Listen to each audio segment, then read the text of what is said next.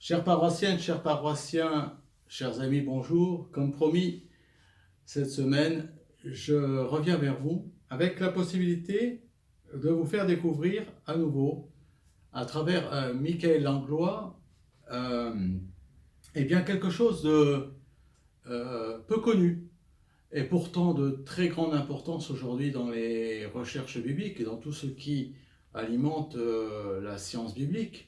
Nous-mêmes, les prêtres, nous sommes tenus d'avoir ces connaissances, d'en tenir compte, de nous adapter par rapport à tout ce savoir et aussi de nous tenir informés.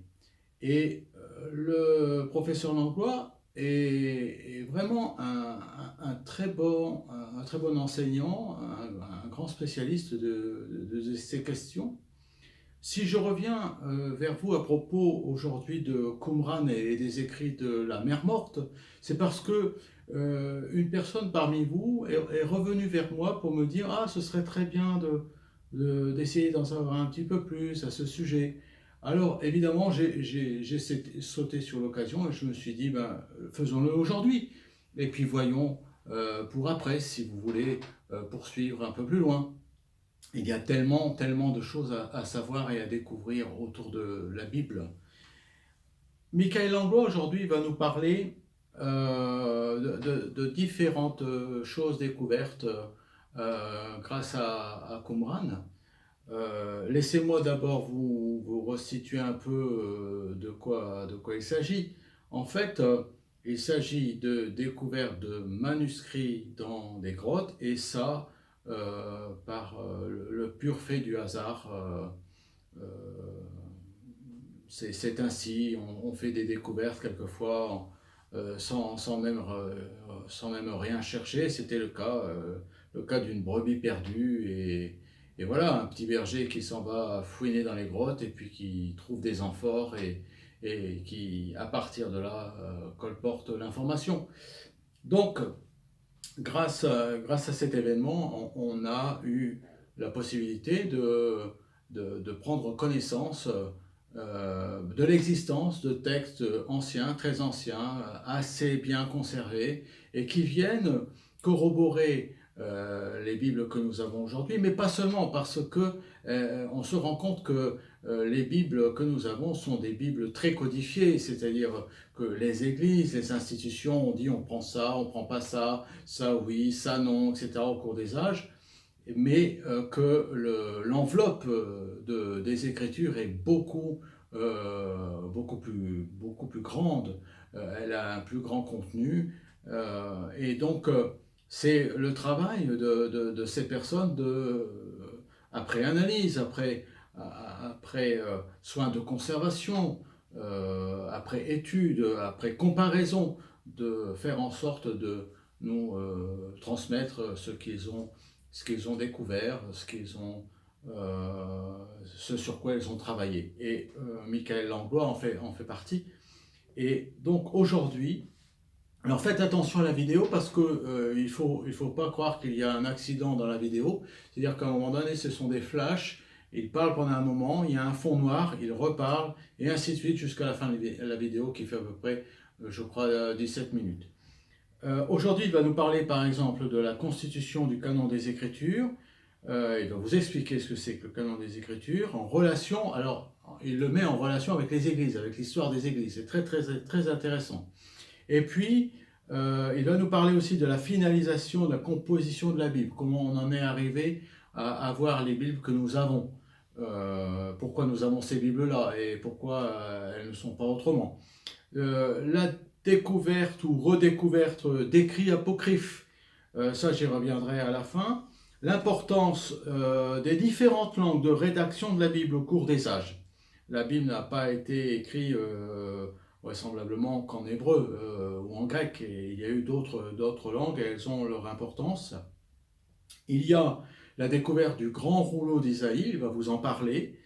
Il y a aussi, il va nous parler aussi comment les scribes recopiaient le texte. Ça, c'est très, très, très intéressant. Moi-même, ça m'a permis de revoir un peu ce qu'on nous avait appris, parce que forcément, on nous apprend des choses en fonction de ce qu'on sait, et puis au fur et à mesure, il y a des nouvelles sciences qui apparaissent, et donc on est obligé de corriger notre savoir, et donc tout ce que nous savions auparavant eh bien, se trouve complété. Il va nous parler du livre apocryphe d'Enoch. Alors là, c'est très surprenant parce que ça nous relie, pour ceux qui ont une culture dans le bassin méditerranéen, une culture à propos des mythes, eh bien, ça trouve son écho. Les personnes qui ont des connaissances des mythes anciens, eh bien, se trouvent d'un seul coup reliées à leur savoir. Ce livre d'Enoch fait vraiment un peu le lien avec tout ce qui se baladait dans le bassin méditerranéen au cours des âges, au cours des temps anciens, vraiment des temps très reculés. Et on se rend compte que les mythes, en fait, passent d'un endroit à un autre, d'une langue à une autre, d'une culture à une autre, etc., en les transformant, en les adaptant, en se les appropriant. Donc là, il va nous parler donc du livre d'Enoch, qui est en araméen, qui était très connu dans la communauté éthiopienne. Nous avons encore des Éthiopiens aujourd'hui, et particulièrement en Suisse. Moi-même qui ai été curé à la Chaux-de-Fonds dans le curé de Neuchâtel, dans la communauté de Neuchâtel, nous accueillons une communauté éthiopienne, et donc qui a encore ses traditions. Il y a les livres apocalyptiques avec des visions prophétiques. Il a terminé un peu là-dessus, c'est-à-dire le voyage cosmique d'Enoch. C'est assez intéressant parce qu'il va nous redire quelle était la vision de tous ces écrivains anciens, ceux qui ont écrit la Bible. Ils appartenaient à ces peuples qui avaient une connaissance limitée eh bien, du globe. Ils n'avaient pas de connaissance du globe. Pour eux, la Terre était plate. Et donc, forcément, tout leur imaginaire, toutes leurs révélations, toutes leurs prophéties restent dans ce cadre. On ne va pas au-delà des mers. Et donc, il va nous parler de ça. Donc, je ne veux pas aller plus loin, je ne veux pas me substituer à lui. Il sait de quoi il parle et il vous en parlera beaucoup mieux. Et n'hésitez pas à me faire signe si vous voulez poursuivre. S'il y a des questions qui vous intéressent, des choses qui vous passionnent, que vous voulez partager, eh bien, je suis là pour essayer d'y répondre, tout simplement. Alors je vous dis, bonne étude et à bientôt.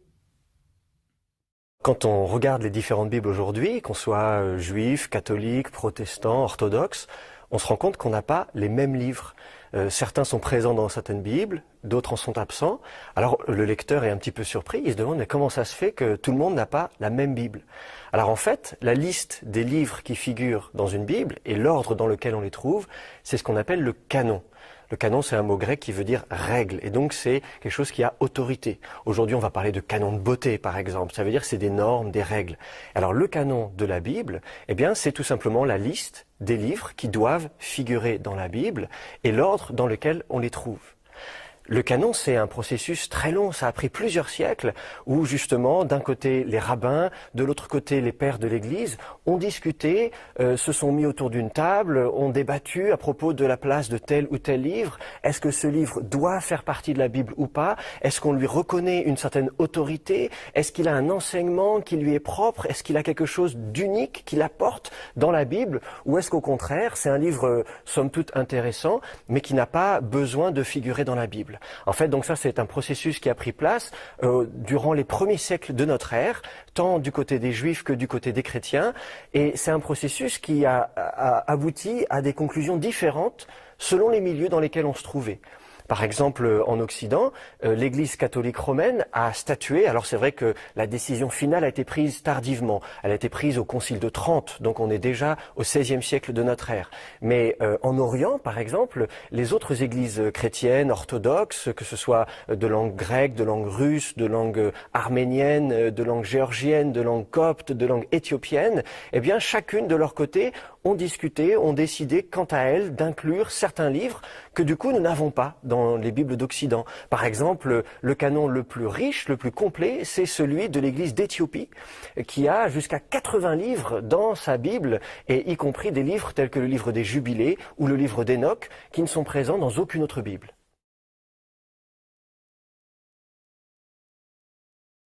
La rédaction de la Bible, c'est un très long processus et ça prend des siècles et des siècles. Et Qumran est à une période charnière de la formation de la Bible. Avant Qumran, d'abord, on n'a pas de manuscrits bibliques. On n'en a pas retrouvé nulle part, sur aucun site archéologique. Ça ne veut pas dire qu'on n'en trouvera jamais. Espérons qu'un jour, on trouvera des manuscrits plus anciens. Mais c'est vrai qu'à l'heure actuelle, les manuscrits bibliques les plus anciens, on les a trouvés à Qumran. Alors si on s'intéresse à ce qui se passe avant Qumran, que sait-on de la Bible avant Qumran? Forcément, on est dans le domaine de la conjecture. On est obligé pour ça de se renseigner sur ce qui se passe dans le monde de la Bible. Que se passe-t-il en Mésopotamie, en Égypte? Que sait-on de ces grandes civilisations? Que sait-on de la production littéraire à l'époque? Et par exemple, on se rend compte que dès le 2e millénaire avant notre ère, on a déjà des textes mythologiques d'une part, on a des textes législatifs d'autre part, on a des textes poétiques. Donc la plupart des genres littéraires qu'on retrouve dans la Bible, que ce soit des récits de patriarches, des récits d'exploits, le récit de la création du monde, du déluge, que ce soit des lois telles que celles que Moïse donne au peuple, que ce soit des psaumes tels qu'on peut les trouver dans la Bible, on a des parallèles dans la littérature du Proche-Orient. Donc ça nous montre bien qu'à l'époque, on sait écrire, on sait rédiger, on sait composer des œuvres littéraires sophistiquées. Maintenant, évidemment, d'un point de vue linguistique, on se rend compte que c'est surtout au 1er millénaire avant notre ère que la Bible commence à être rédigée, vraisemblablement. Et c'est là qu'on a vraiment la composition de livres entiers de la Bible. Et pourquoi pas même, on commence à rassembler certains livres de la Bible ensemble, de faire ce qu'on appelle des corpus, pour petit à petit composer cette Bible. C'est une phase de rédaction qui se prolonge, qui se poursuit et qui s'achève après l'exil à Babylone. Au milieu du 1er millénaire avant notre ère, les Babyloniens arrivent, détruisent Jérusalem, brûlent le temple, déportent la population. C'est un choc, c'est brutal, hein. Donc ça marque une rupture nette dans l'histoire du peuple d'Israël. Et après cet événement majeur, il y a ce besoin de finaliser la rédaction, de compléter la rédaction. On reprend certaines parties de la Bible, on les réécrit et on finalise la rédaction de la Bible. Et ça se passe dans les siècles, j'allais dire les derniers siècles avant notre ère. On finalise la composition de la Bible. On commence déjà, d'ailleurs à l'époque, à traduire les livres de la Bible pour des juifs qui ne parlent plus hébreu, parce que certains juifs parlent araméen, d'autres juifs parlent grec, ils ne savent plus lire la Bible en hébreu. Alors on commence déjà à l'époque à traduire la Bible dans leur langue. Et c'est très intéressant parce qu'on commence à traduire la Bible alors que sa rédaction n'est pas tout à fait finie, alors que le texte continue encore à évoluer, à bouger. Et ça n'est qu'à Qumran qu'on a les plus anciens manuscrits de la Bible et où on se rend compte que à l'époque, même encore à l'époque de Qumran, on peut encore trouver des variantes dans les différents manuscrits de la Bible. Parmi les manuscrits de la Mer Morte, on découvre des textes écrits dans différents alphabets et même dans différentes langues. Ça peut paraître surprenant. Il y a 3 langues qui sont attestées à Qumran. La langue la plus importante, c'est l'hébreu, bien sûr, parce que c'est la langue liturgique, c'est la langue sacrée, c'est la langue sainte, c'est la langue de la Bible. Et donc, c'est la langue la plus largement représentée à Qumran. Ensuite, on a découvert des manuscrits en araméen. L'araméen, c'est la langue qui est la plus parlée à l'époque. Il faut dire que après l'exil à Babylone, l'hébreu devient une langue réduite à un petit groupe. C'est une langue régionale. On pourrait dire, c'est un peu comme en France, il y a des dialectes. On parle certaines langues dans certaines régions de France, mais ça n'est pas la langue majoritaire. Eh bien, de la même manière, l'araméen s'impose dans tout le Proche-Orient comme étant la langue officielle, la langue que tout le monde parle, un petit peu comme l'anglais aujourd'hui, la langue internationale. Et même en Judée, finalement, on se met à parler araméen. Donc tout naturellement, on va retrouver un certain nombre de textes en araméen. Et puis, chose un peu plus surprenante, on découvre également des manuscrits en grec. Alors le grec, c'est la langue de l'Occident. Depuis Alexandre le Grand, qui a conquis toute la région, il a imposé la langue grecque comme étant la langue officielle de l'Empire grec et de ses successeurs. Donc finalement, si on veut pouvoir dialoguer avec ses voisins occidentaux, si on veut pouvoir faire du commerce, eh bien il faut bien parler grec. Et donc de fait, les Judéens savaient également parler le grec. Et c'est pour ça qu'on trouve quelques manuscrits grecs à Qumran, en petite quantité, mais quand même quelques-uns. Alors c'est intéressant d'observer ces différentes langues et de remarquer également que plusieurs écritures sont utilisées. L'écriture la plus fréquente, c'est ce qu'on appelle l'écriture judéenne. Elle est empruntée à l'écriture araméenne, justement, qui est l'écriture officielle, la plus répandue. Et donc, de fait, c'est l'écriture qu'on trouve. C'est celle qui va évoluer au fur et à mesure des siècles et qu'on va appeler l'alphabet carré. C'est celui qui est encore utilisé dans les Bibles. Quand on lit une Bible aujourd'hui ou un Talmud, eh bien, l'écriture qui est utilisée, c'est cet alphabet carré. Mais on trouve également un autre alphabet qui est plus ancien. Alors du coup, on l'appelle paléo-hébraïque. Paléo, ça veut dire ancien. C'est l'alphabet qui était utilisé en Israël avant l'exil à Babylone. Donc il est très très ancien. Et en réalité, on se rend compte qu'il n'est pas vraiment utilisé en dehors, dans les inscriptions qu'on a pu trouver à droite et à gauche sur les sites archéologiques. Ça n'est pas l'écriture qu'on utilise tous les jours. Si j'écris une lettre à quelqu'un, si je veux me faire une liste de courses, je ne vais pas utiliser cette écriture-là.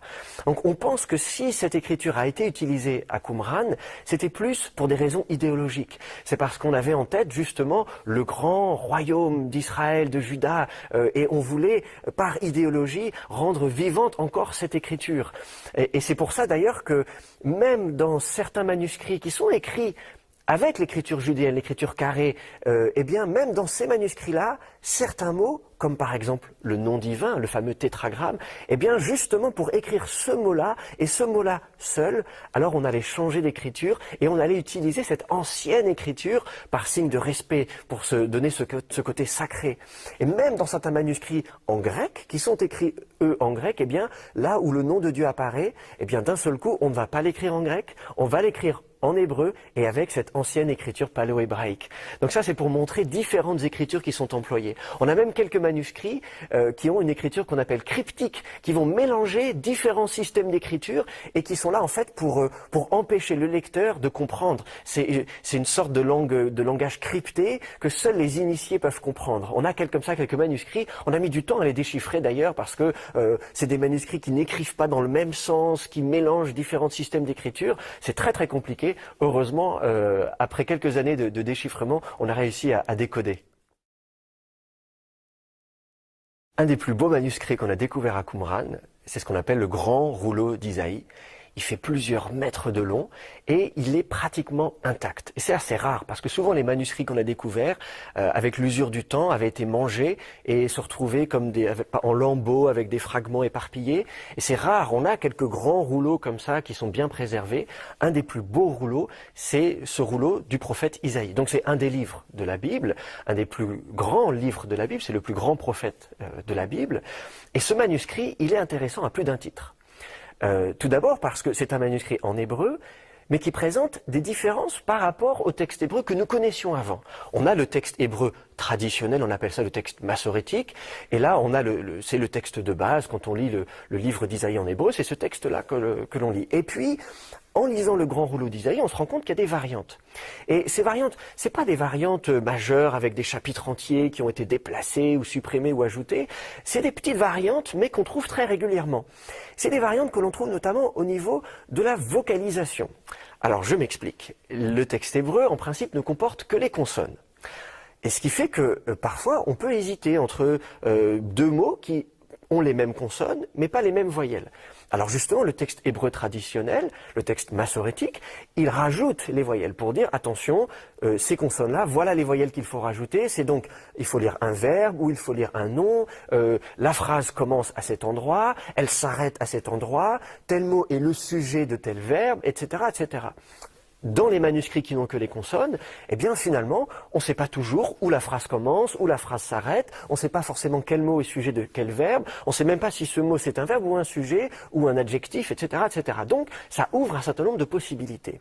Or, le scribe, ou les scribes qui ont copié le rouleau d'Isaïe, le grand rouleau d'Isaïe, ont eu l'idée d'inventer un système pour noter des voyelles. Pas toujours, mais un certain nombre de voyelles. Et ils ont un système assez sophistiqué où ils vont parfois combiner deux lettres qui vont permuter, qui vont mettre dans un sens ou dans un autre pour indiquer qu'on a telle voyelle, si c'est un I, un E, si c'est une voyelle courte, une voyelle longue, etc., etc. Et c'est un des rouleaux parmi les manuscrits de la Mer Morte, c'est un des rouleaux qui a le système le plus sophistiqué pour indiquer les voyelles qu'il faut utiliser. Et là, on se rend compte que dans un certain nombre de cas, ce ne sont pas les mêmes voyelles que ceux que les massorettes, plus tard, nous disent qu'il faut lire. Et de fait, dans le grand rouleau d'Isaïe, on se rend compte que parfois la phrase ne commence pas au même endroit, elle ne finit pas au même endroit, que parfois ce que l'on pensait être un verbe est en fait un nom.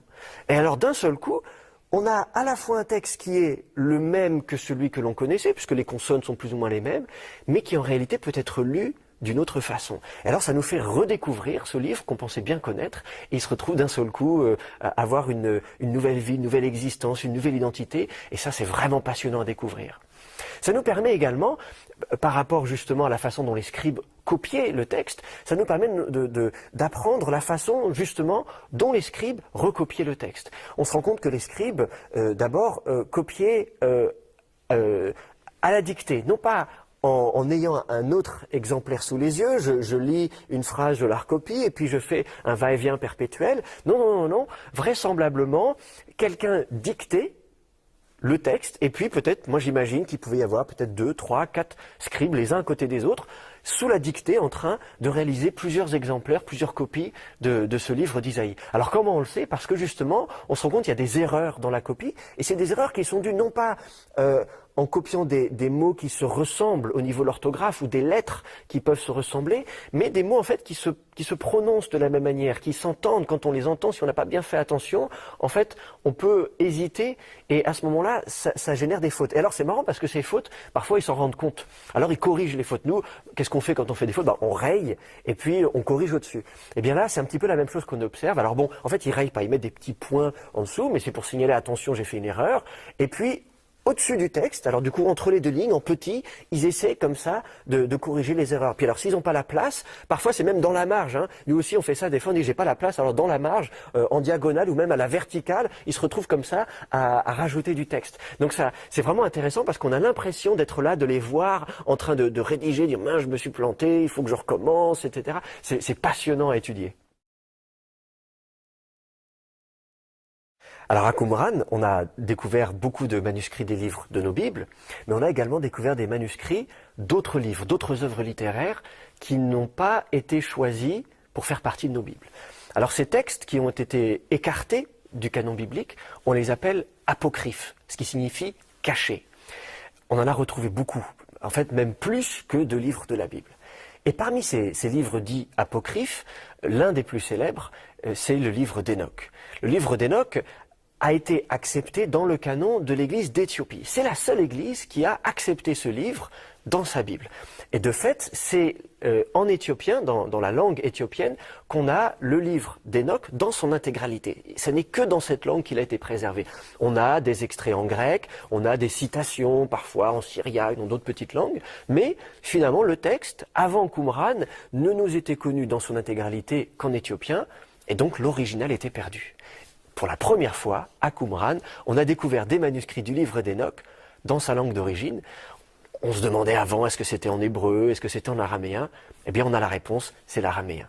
On a découvert, non pas 1, 2 ou 3, mais une douzaine d'exemplaires du manuscrit du livre d'Hénoch à Qumran en araméen. Ça a été un choc pour les spécialistes, une grande découverte, et ça nous a permis de mieux connaître ce livre. C'est un livre qui est très imposant parce qu'il est à peu près aussi gros que le livre d'Isaïe, donc c'est vraiment un livre important, il comporte plusieurs parties, et à Qumran, on a découvert des manuscrits, ils sont tous fragmentaires, mais ils préservent pratiquement toutes les parties du livre d'Hénoch. Et c'est très intéressant, on a dans le livre d'Hénoch des révélations qu'Hénoch reçoit à propos des anges déchus, il les transmet à ses descendants, Mathusalem, son fils. Et alors, par exemple, tout au début, dans les premiers chapitres du livre d'Hénoch, on nous parle de la chute des anges déchus. On nous explique ce qui s'est passé. On nous explique que les anges étaient dans le ciel, et alors qu'ils regardent et qu'ils voient sur terre les femmes qui sont très belles et qui se disent « on va descendre sur terre et on va se choisir des femmes parmi les filles des hommes ». Et alors ils se mettent d'accord, ils sont 200 à descendre sur terre, et alors ils s'unissent avec ces femmes, ils ont des enfants, et alors ces enfants sont moitié anges, moitié hommes, et alors ce sont des géants, et alors ces géants sont immenses. Le texte nous dit qu'ils font 3000 coudées. Une coudée, c'est la longueur d'un coude. Alors imaginez, ça fait 1500 mètres de haut.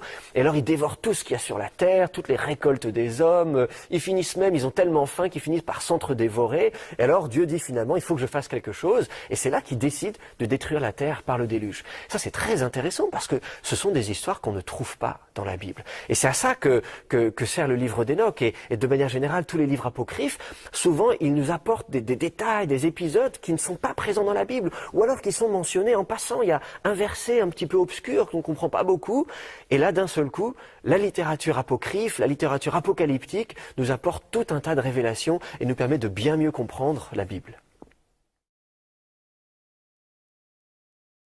Dans le livre d'Hénoch, on a tout un tas d'autres épisodes qui nous sont racontés. Et l'un, par exemple, de ces épisodes, c'est ce qu'on appelle le voyage cosmique d'Hénoch. Alors Hénoch part en voyage avec un ange. L'ange lui dit « Viens avec moi, je vais te montrer les extrémités de la terre ». Alors il s'élève comme ça dans les airs. Alors il voyage tantôt en Orient, tantôt en Occident. Et c'est un texte très intéressant parce que d'abord, ça nous montre comment on envisageait la Terre à l'époque. Nous, aujourd'hui, on sait par exemple que la Terre, c'est une sphère, mais à l'époque, on ne le savait pas. Alors, il y a l'idée des extrémités de la Terre. On s'imagine qu'à un moment donné, quand on arrive tout au bout, il y a une sorte d'océan, il y a l'eau, et puis c'est tout. Alors, du coup, Hénoch va jusque-là, et puis il revient. Et puis alors, il y a les portes par lesquelles le soleil se lève et se couche. Il y a les vents qui arrivent. Alors, on lui montre comme ça les différentes chaînes de montagnes. Et alors, ce voyage cosmique comme ça l'amène même jusqu'à Jérusalem, bien sûr, puisque Jérusalem, c'est la ville sainte. Alors on lui montre la ville sainte, on lui montre Jérusalem, on lui montre le temple. Et alors évidemment, le temple, c'est quelque chose de sacré dans le judaïsme ancien. Et il y a toujours cette notion du temple tel qu'on le connaît. Le temple, il y a une réalité physique du temple tel qu'il existait vraiment à Jérusalem. Mais en même temps, il y a aussi cette notion du temple parfait, du temple céleste. On imagine dans d'autres textes à Qumran, on imagine qu'il va y avoir une nouvelle ville de Jérusalem avec un nouveau temple. Donc cette idée vraiment de ville sainte, de ville parfaite, qu'on voit uniquement dans des voyages visionnaires, dans des révélations prophétiques, ça c'est assez caractéristique de toute cette littérature apocalyptique.